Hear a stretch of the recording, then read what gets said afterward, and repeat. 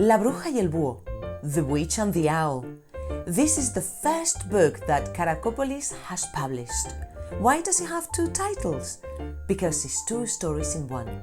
Now I'm going to read the English version, but if you want to hear the Spanish one, click in the link below. Let's start with The Witch and the Owl.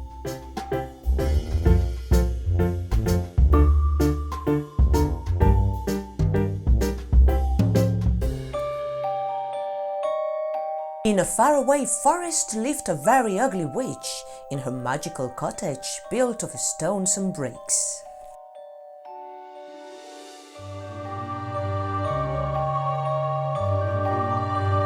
She loved looking at her reflection but got angry at what she saw.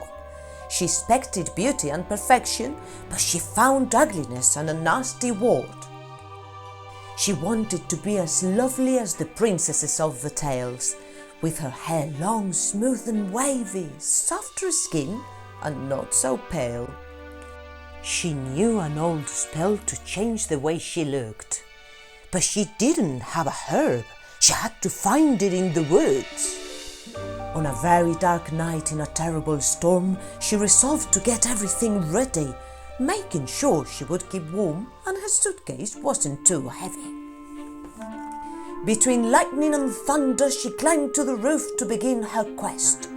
With her pet the spider on her broom, she went up to the sky and then turned left. She was following her route, looking all around, when she heard a desperate hoot and saw a bird tumbling to the ground. She rushed to get him very quickly and held him in her hands for a while. Looking at him, she took pity and decided to go back to heal the owl. As soon as she opened the door, out came a huge cloud of bubbles, knocking her down to the floor and warning her of some kitchen troubles. She had left in such a hurry, completely forgetting the stove, so inside it was very blurry and her house was full of smoke.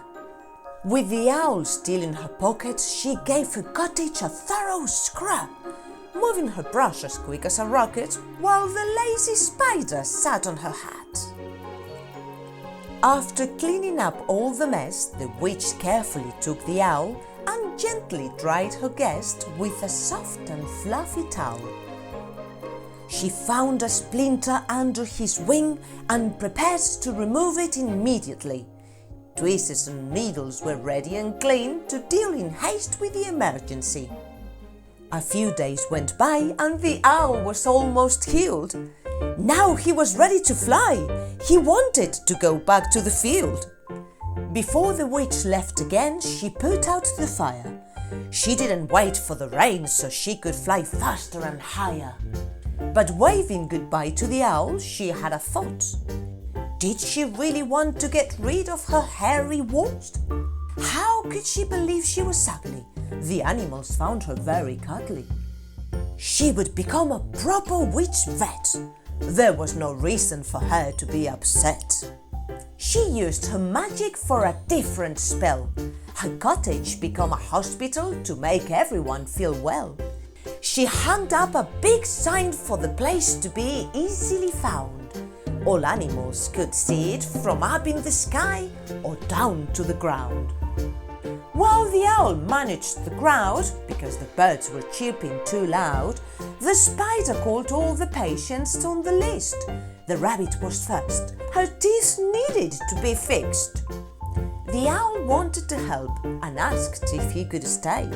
The witch vet said, "Of course, you'll be my nurse from today." The animals from the faraway forest at last had a hospital there, where the witch and the owl look after them with lots of love and loads of care.